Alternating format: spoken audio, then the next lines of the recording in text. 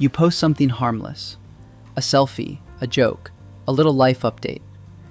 And then you do the thing you hate that you do. You watch it.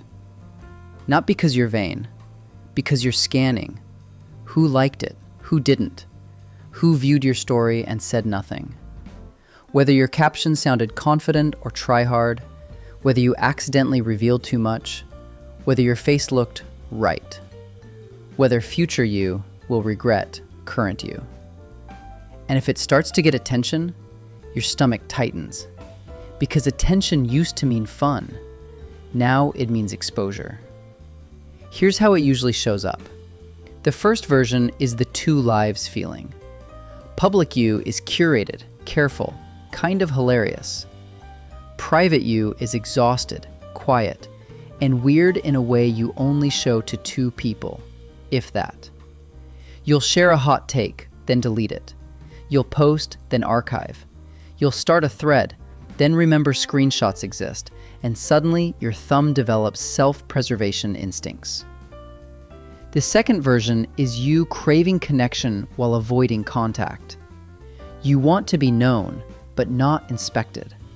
So you communicate in the safest way possible. Reactions, memes, half sentences, disappearing messages, LOL, same. Voice notes you can re-record 5 times.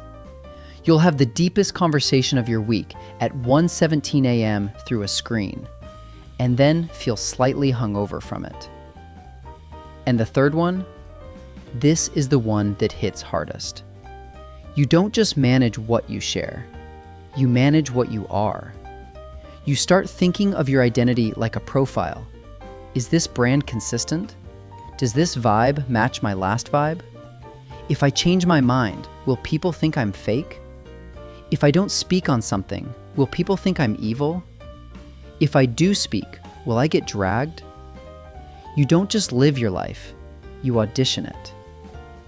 Now let's talk about where this actually comes from. Gen Z didn't invent insecurity, but you grew up in a world where identity wasn't just something you discovered. It was something you performed, while an audience quietly trained you with feedback. Likes, comments, shares, algorithms, group chats, screenshots, cancel culture, receipts.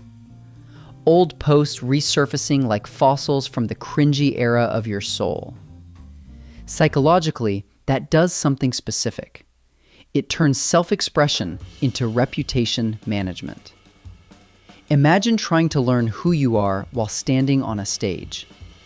Every time you try on a new outfit of personality, the crowd either cheers, boos, or worse, stays silent.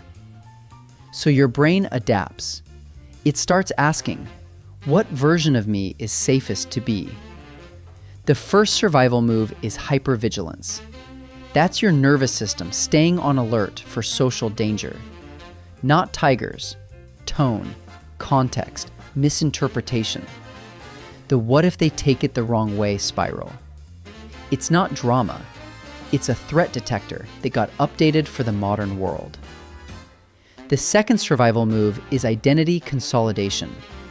That's a fancy way of saying you try to lock yourself into something stable so you can't be accused of switching up. But the cost is you stop experimenting. You stop being a messy beginner.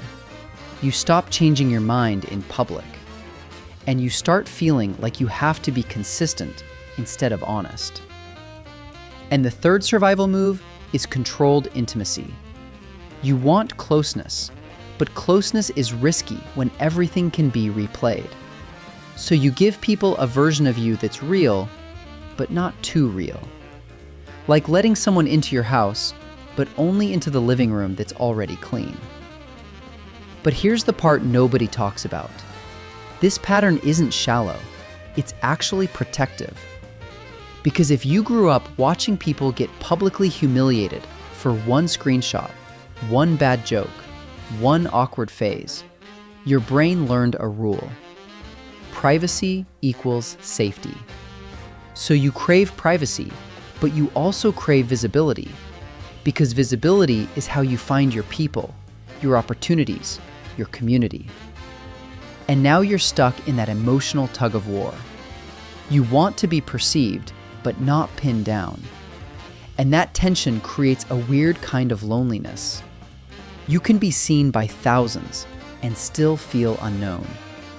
Because being watched isn't the same as being held.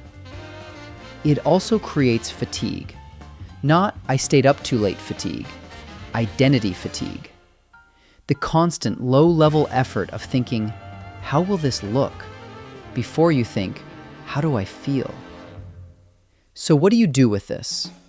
The first shift is giving yourself a private self on purpose.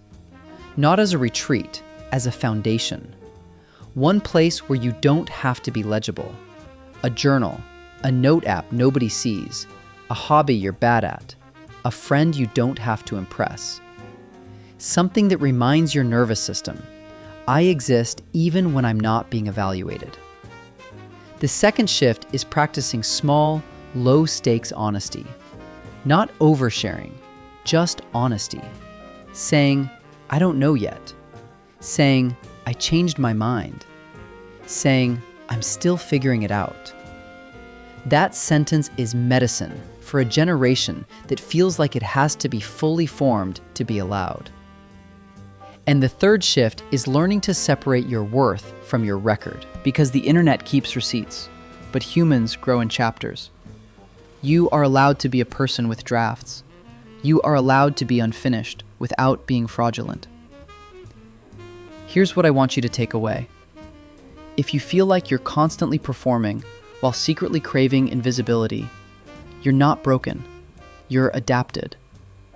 You learned how to survive an age where identity became public property. But you still get to choose something radical. A life that's real, even when no one's watching. If this felt like it was written about you, you are not alone. Subscribe to Inner World. We explore the patterns that make us human.